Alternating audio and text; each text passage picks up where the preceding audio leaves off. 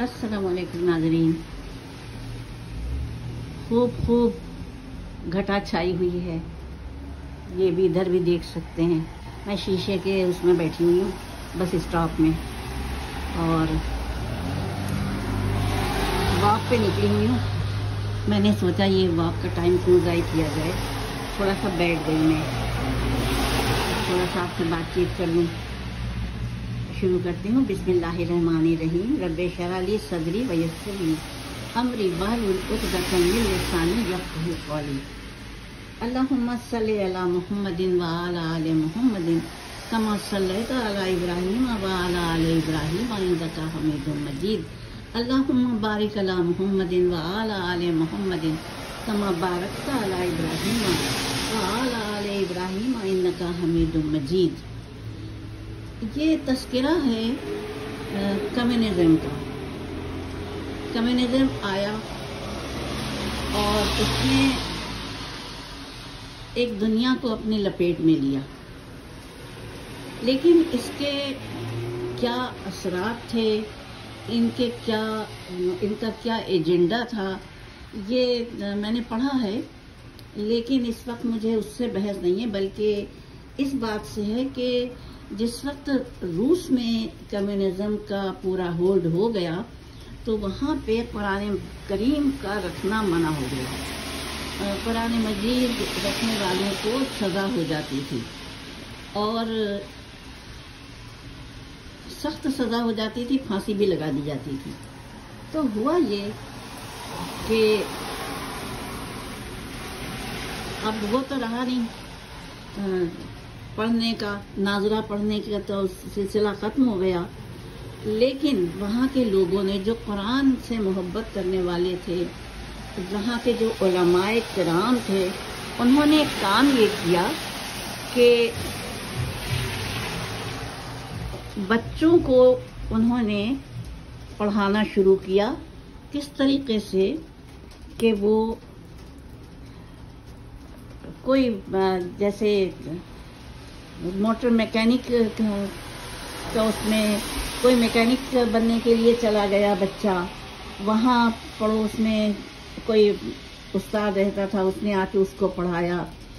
جتنے پیشے تھے چھوٹے اور بچے اس میں ایڈجسٹ ہو سکتے تھے, ان دکانوں پہ انہوں نے بیچاروں نے کام کیا, اور اس بیچ میں وہ پڑھتے رہے.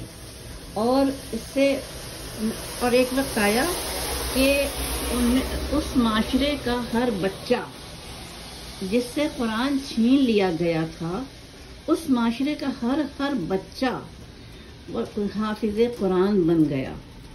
اب ایسے میں ایک شخص پاکستان سے وہاں گئے, ایک صاحب, اور وہاں پر انہوں نے کہا کہ مجھے مسجد میں نماز پڑھنا ہے, جمعہ پڑھنا ہے, مسجد کا پتہ بتا دو.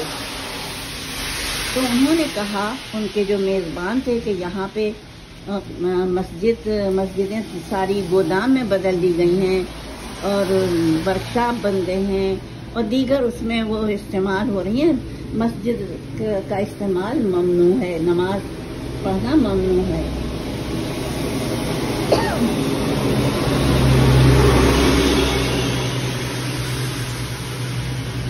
اب کیا کیا جائے بھائی؟ انہوں نے کہا میں تو نماز پڑھوں گا. تو انہوں نے مسجد بتائی, 2 مسجدیں شہر میں بتائیں کہ وہ ابھی یعنی ان میں کوئی وہ نہیں, ورکشاپ وغیرہ نہیں ہے. تو انہوں نے کہا ٹھیک ہے. ایک مسجد کا پتہ لے کر وہ گئے, تو اور مسجد کے برابر میں جو پڑوس تھا وہاں اس کی چابی تھی مسجد کی. تو انہوں نے وہاں پر ان صاحب سے چابی مانگی اور مسجد کھولی, تو مسجد بہت ہی خستہ حالت میں تھی. تو اس کی صفائی کر کے بلند آواز سے اذان دی, تو آس پڑوس سے لوگ نکل آئے حیرت زدہ ہو کے کہ یہ کون آ گیا, کس نے اپنی موت کو آواز دے دی. اور مسجد کے اندر کوئی نہیں آیا, مسجد کے باہر سب جمع ہوئے. انہوں نے جمعہ تو پڑھ نہیں سکتے تھے کیونکہ ظاہر جمعے کی کچھ شرائط ہوتی ہیں. پھر انہوں نے مسجد میں اذان کے بعد نماز پڑھی. نماز پڑھتے ہی جب باہر آئے تو ایک بچے نے ان سے کہا کہ ہمارے ماں باپ آپ سے ملنا چاہتے ہیں. اور وہ بچہ خوشی خوشی یہ چلے گئے. تو یہ خوشی خوشی لے کے گیا. وہاں سب لوگ ان سے مل کے خوش ہوئے اور پھر انہوں نے وہاں ان کی میزبانی کی. انہوں نے کھانا وغیرہ کھلایا اور بٹھایا, پھر باتیں کی. اور پھر انہوں نے کہا کہ کیا آپ کے بچوں کو قرآن پڑھنا آتا ہے؟ تو انہوں نے کہا ہاں آتا ہے. انہوں نے اپنی جیب سے ایک جیبی قرآن نکالا اور ایک آیت پہ انگلی رکھی اور بچے سے کہا یہ سناؤ. تو بچے نے ماں باپ کو دیکھا, قرآن دیکھا, ان کو دیکھا, پھر دروازے کی جانب دیکھا, لیکن آیت پڑھ نہیں سکا. تو انہوں نے کہا کہ ابھی تو یہ کہہ رہا تھا کہ مجھے آتا ہے قرآن, یہ کیا ماجرا ہے؟ تو پھر انہوں نے آیت خود جو پڑھی تو اس آیت سے اس بچے نے کنٹینیو کیا اور وہ سنانے لگا قرآن بغیر کسی غلطی کے, فر سنانے لگا.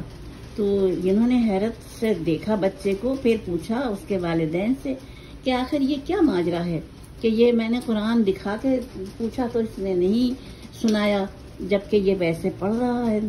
تو انہوں نے کہا والدین نے کہ قرآن رکھنا جرم ہے, ایک آیت کا ٹکڑا بھی اگر مل جائے تو پھانسی لگا, پورے خاندان کو پھانسی لگ جاتی ہے. اور لیکن ہم نے ہمارے جو علماء تھے یہاں پر انہوں نے بچوں کو اس طریقے سے پڑھانا شروع کیا کہ وہ ان کے ساتھ دیگر کاموں میں مشغول ہوتے تھے لیکن اصل میں وہ قرآن پڑھا رہے ہوتے تھے.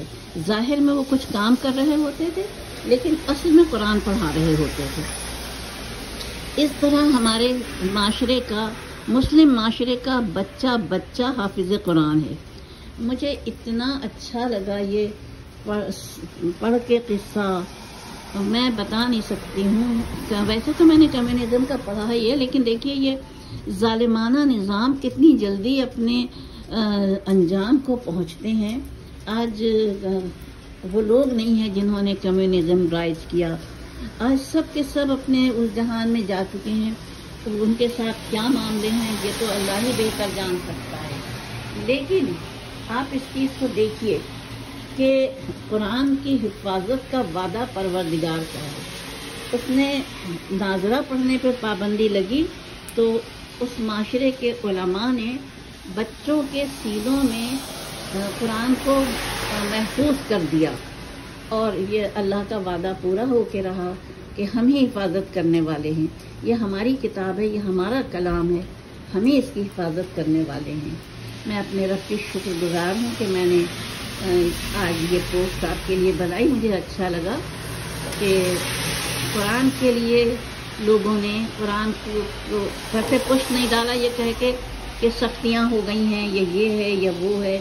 قرآن کو اہمیت دی اور آج الحمدللہ وہ دن بھی آ گیا ہے, آ چکا ہے کافی عرصے پہلے ہی جب کمیونزم آندھے منہ گرا پڑا تھا اور قرآن کا بول بالا ہے. الحمدللہ. خدا حافظ, فی امان اللہ, وآخر دعوانا الحمدللہ رب العالمین, والصلاۃ والسلام علی خیر المرسلین وعلیہ الطیبین الطاہرین. اپنی میزبان کو اجازت دیجیے اور خدا حافظ.